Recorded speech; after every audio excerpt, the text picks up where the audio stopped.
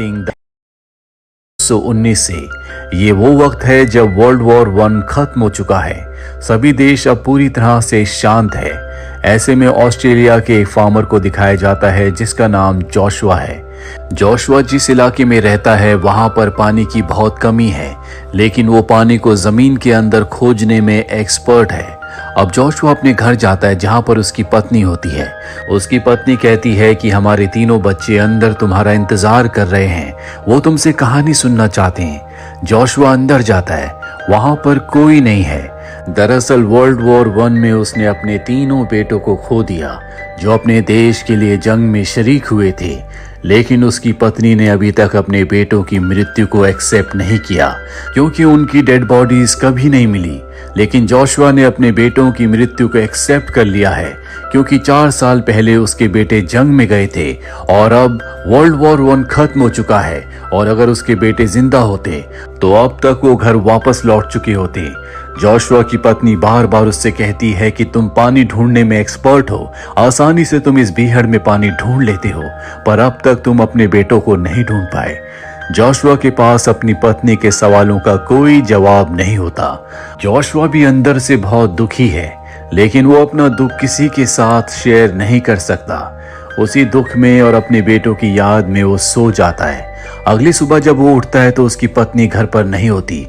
वो उसे ढूंढने के लिए बाहर जाता है और पास ही के तालाब में उसे अपनी पत्नी की डेड बॉडी मिलती है, जिससे वो और भी टूट जाता है। अपनी पत्नी को दफनाने के बाद वो अपनी पत्नी से वादा करता है कि वो अपने बेटों के अवशेषों को ढूंढकर जरूर लाएगा और उन्हें अपनी पत्नी की ग्रेव के पास दफनाएगा। और अब वो अपने सफर पर निकल पड़ता है। रास्ते में उसे याद आता है कि कैसे वो एक बार अपने तीनों बेटों के साथ तूफान में फंस गया था। उसने अपने तीनों बेटों को एक चादर से ढक दिया था, जिसके बाद उसने अपने तीनों बेटों को हिम्मत दी थी। दरअसल वो हमेशा अपने बेटों को याद करता है।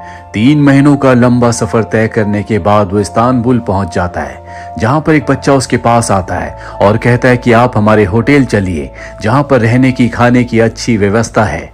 लेकिन वो जल्द से जल्द गलीपोली जाना चाहता है जहां पर उसके तीनों बेटों ने जंग लड़ी थी। वो एक पुलिस ऑफिसर के पास जाता है और कहता है कि मैं गलीपोली जाना चाहता हूँ। पुलिस ऑफिसर कहता है कि वहां पर किसी भी आम इंसान को जाने की इजाजत नहीं है। अगर आप वहां जाना चाहते हैं तो आपको ब्रिटिशर्स की परमिशन लानी होगी। जोशुआ इससे पहले कुछ सोच पाता, वही बच्चा जो उसे अपने होटल में चलने के लिए कह रहा था, जिसका नाम ओरान है, वो उसका बैग उठाकर भाग जाता है। जोशुआ उसका पीछा करता है। वो बच्चा ओरान भागते भागते अपने होटल के पास आ जाता है और जोशुआ का बैग उसे वापस करते हुए कहता है कि मैं चाहता हूं कि आप हमारे होटल में रुकें। जोशुआ उसकी बात मान जाता है। जोशुआ उसकी मॉम से मिलता है जो कि विडो है। दरअसल वॉर में उसके हस्बैंड की यानी कि ओरान के पिता की मृत्यु हो चुकी है। जोशुआ बताता है कि मैं ऑस्ट्रेलिया से आया हूं और मुझे पता चला है कि यहाँ पर रूम खाली है। वो जब ऑस्ट्रेलिया का नाम सुनती है तो कहती है कि यहाँ पर कोई रूम खाली नहीं है। दरअसल जिस जंग में उसने अपने पति को खोया है वो ऑस्ट्रेलिया के खिलाफ थी और तभी यहाँ पर एक आदमी आता है जो जोशुआ को चाबी दे देता है और अब जोशुआ अपने कमरे में जाता है। ओरान की मॉम जब उससे टॉवल देने के लिए आती है तो कहती है कि शहर में घूमने के लिए बहुत अच्छी जगह है, आपको वहां जाना चाहिए। वो कहता है कि मैं यहाँ पर घूमने के लिए नहीं बल्कि किसी खास मकसद से आया हूँ, जिसके लिए मुझे जल्द से जल्द गलीपोली पहुंचना होगा। गलीपोली का नाम सुनकर ओरान की मॉम हैरान हो जाती है। वो कहती है कि वहां पर अब आत्माओं के अलावा कुछ नहीं, वो जगह पूरी तरह से राख में मिल चुकी है। जोशुआ उसकी बात का कोई जवाब नहीं देता। अगली सुबह वो ब्रिटिश हेडक्वार्टर जाता है, जहां पर वो ब्रिटिश ऑफिसर को अपने तीनों बेटों की फोटोज दिखाता है और बताता है कि मैं गलीपोली जाकर अपने बेटों के रिमेन्स को अपने देश ले जाकर अपनी पत्नी की ग्रेव के पास दफनाना चाहता हूँ, इसीलिए मुझे वहां पर जाने की परमिशन चाहिए। पर ब्रिटिश ऑफिसर साफ साफ मना कर देता है। वो कहता है कि वहां पर हजारों बॉडीज दफन है और अब वही उनका घर है, तुम्हें हम परमिशन नहीं दे सकते। दरअसल वर्ल्ड वॉर वन में 2 अलग अलग देशों के ग्रुप्स थे और ऑस्ट्रेलिया ब्रिटेन के ग्रुप के साथ शामिल था, इसीलिए उसे ब्रिटिश ऑफिसर की परमिशन की जरूरत है, तभी वो गलीपोली जा सकता है। पर अब जबकि उसे परमिशन नहीं मिली, इसीलिए निराश होकर वो होटल वापस आ जाता है। साथ ही पूरे शहर में ब्रिटिशर्स के खिलाफ लोग रैली निकाल रहे होते हैं, नारेबाजी कर रहे होते हैं, क्योंकि वर्ल्ड वॉर वन में हर किसी ने किसी न किसी को खोया है, इसीलिए उनके दिल में ब्रिटिशर्स के लिए नफरत है। वहीं हमें जोशुआ को दिखाया जाता है जिससे ओरान के ग्रैंडफादर उसकी पत्नी के बारे में पूछते हैं। वो कहता है कि मेरी पत्नी इस दुनिया में नहीं है। ओरान की मॉम भी वहीं पर होती है। वो जोशुआ से पूछती है और तुम्हारे बच्चे? जोशुआ इस बात का कोई जवाब नहीं देता। वो समझ जाती है कि उसके साथ कुछ न कुछ गलत हुआ है। वो बताती है कि अगर तुम गलीपोली जाना चाहते हो तो तुम्हें किसी फिशरमैन को ढूंढना चाहिए जो तुम्हें कुछ पैसों के बदले गलीपोली छोड़ सकता है। वो उसका शुक्रिया अदा करता है और अपना सामान लेकर होटल से निकल जाता है। जब वो जा रहा होता है ओरान उसके पीछे भागता हुआ आता है और जोशुआ को एक फोटो देते हुए कहता है कि ये मेरे पिता की फोटो है जो कुछ साल पहले गलीपोली जंग पर गए थे, पर वो कभी घर लौट कर वापस नहीं आए। अगर तुम्हें मेरे पिता मिले तो उन्हें अपने साथ घर ले आना। जोशुआ को समझ में आ जाता है कि ओरान के पिता भी जंग में शहीद हो चुके हैं। उसकी मॉम विडो है और शायद इसीलिए वो ऑस्ट्रेलियन से ब्रिटिशर से नफरत करती है। अब जोशुआ अपने सफर पर निकल पड़ता है और जब वो बोट से गलीपोली के लिए समंदर के रास्ते जा रहा होता है तभी उसे एक सोल्जर देख लेता है। कर्नल अपने सोल्जर को कहता है कि वो जो कोई भी है उसे मेरे सामने लाया जाए और अब जोशुआ को पकड़कर कर्नल के सामने लाया जाता है। कर्नल बताता है कि हमने खास टीम को बनाया है जो यहाँ पर ऑस्ट्रेलिया के और न्यूजीलैंड के सोल्जर्स की बॉडी को ढूंढ रहे हैं, क्योंकि ये दोनों देश एक साथ मिडिल ईस्ट के सोल्जर्स से यहाँ पर लड़े थे। कर्नल कहता है कि अगर हमें तुम्हारे बेटों की निशानी मिली, हमें उनकी डेड बॉडीज मिली, तो हम वहां पर उनके नाम की एक प्लेट लगा देंगे। जोशुआ कहता है कि मुझे पता है कि मेरे बेटे आखिरी वक्त में कहां पर थे। वो मैप निकाल कर कर्नल को उस लोकेशन के बारे में बताना चाहता है और जब वो मैप निकाल रहा होता है तो उसके बेटों की तस्वीर नीचे गिर जाती है। कर्नल उसके बेटों की तस्वीर देखकर उन तीनों को पहचान लेते हैं। वो जोशुआ से कहते हैं कि तुम वापस जाओ, अगर हमें कुछ पता चला तो हम तुम्हें इन्फॉर्म करेंगे।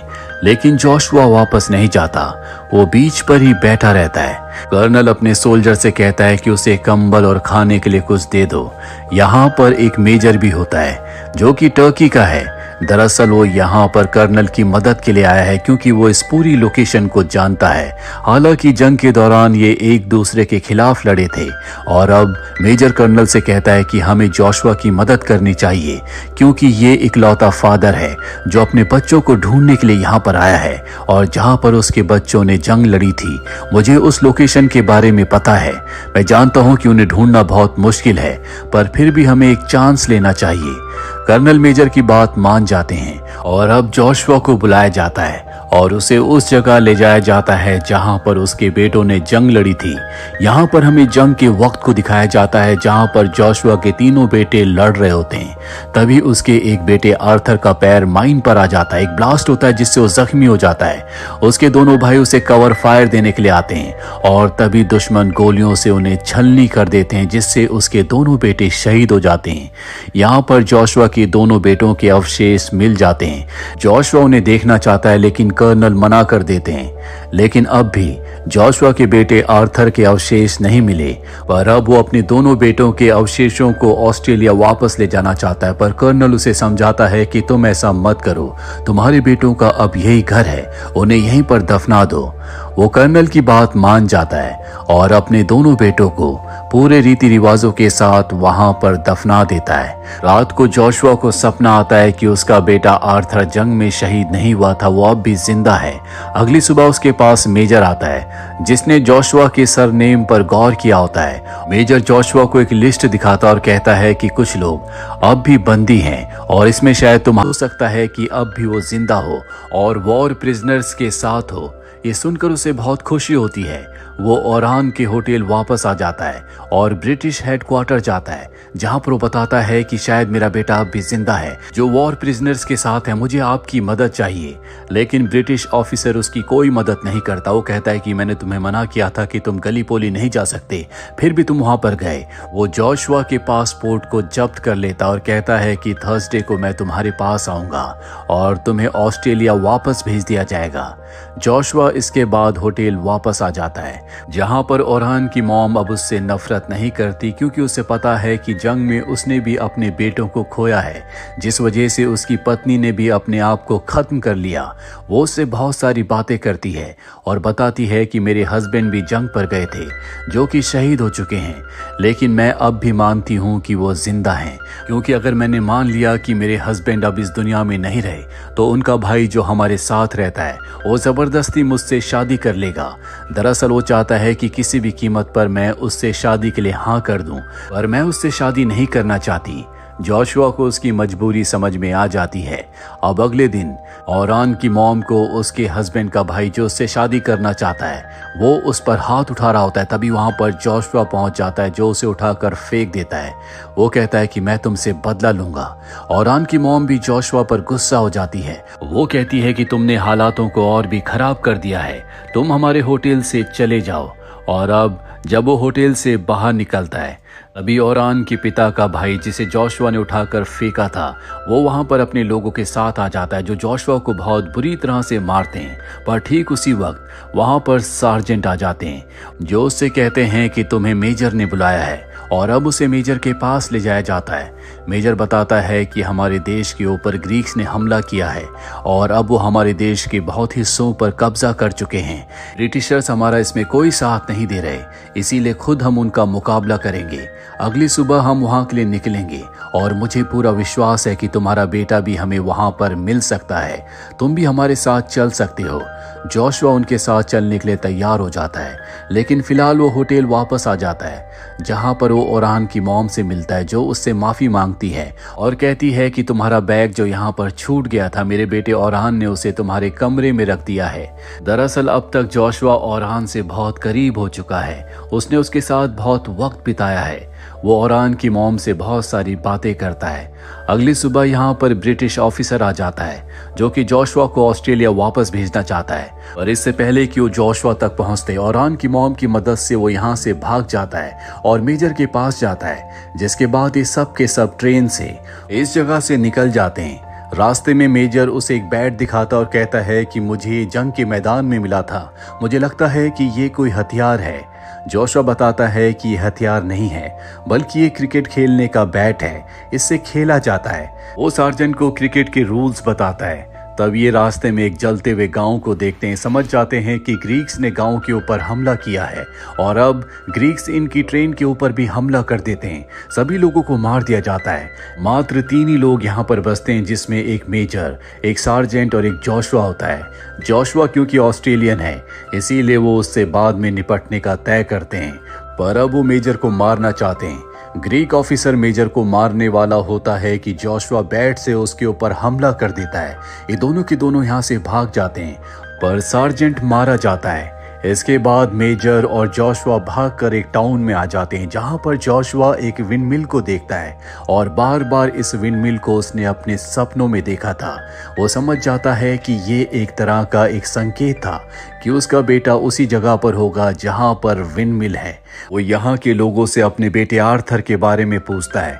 दरअसल अब इस टाउन के लोग सब के सब ग्रीक के डर से यहाँ से छोड़कर जा रहे होते हैं। वो बताते हैं कि जिसने इस विंडमिल को बनाया है वो चर्च में है। जोशुआ भागकर चर्च में जाता है, जहां पर उसके सामने उसका बेटा आर्थर होता है, जो अपने पिता जोशुआ को देखकर बहुत खुश हो जाता है। दरअसल वो एक गहरे सदमे में होता है। वो अपने पिता को बताता है कि मेरे दोनों भाइयों में से एक भाई जंग में सरवाइव कर गया था, लेकिन वो बहुत बुरी तरह से जख्मी था। वो अपने दर्द को सहन नहीं कर पा रहा था, वो मुक्ति चाहता था। उसने मुझसे रिक्वेस्ट की, बार बार रिक्वेस्ट करने पर मुझे उसकी बात माननी पड़ी। मैंने उसे मुक्त कर दिया और इस बात का गम आज तक मेरे दिल में है। इसीलिए मैंने तय किया था कि मैं कभी अपने घर वापस लौट कर नहीं जाऊंगा, इसीलिए मैं घर वापस नहीं आया। जोशुआ कहता कहता है कि तुम्हारे बिना अब मेरा इस दुनिया में कोई नहीं है, तुम्हारी मॉम भी इस दुनिया में नहीं रही, तुम्हें मेरे साथ घर ऑस्ट्रेलिया वापस जाना होगा। आर्थर उसकी बात मान जाता है, लेकिन तभी यहाँ पर ग्रीक सोल्जर अटैक कर देते हैं। ये वही सोल्जर होते हैं जिन्होंने ट्रेन पर अटैक किया था। मेजर भी यहाँ पर आ जाता, वो कहता है कि हमें यहाँ से निकलना होगा। और अब जोशुआ और आर्थर यहाँ से ग्रीक सोल्जर से बचकर बहुत आसानी से निकल जाते हैं। वापस वो ओरान के होटल में आते हैं, जहाँ पर ओरान की मॉम जोशुआ को उसके बेटे आर्थर के साथ देखकर बहुत खुश होती है। कहानी के अंत में दिखाया जाता है कि ओरान की मॉम जोशुआ के लिए कॉफी बनाती है। जोशुआ बड़े प्यार से उस कॉफी को पीता है, जिससे हमें समझ में आ जाता है कि कहीं न कहीं अब ओरान की मॉम और जोशुआ एक दूसरे को पसंद करते हैं। और इसी के साथ जोशुआ की ये कहानी यहीं पर खत्म हो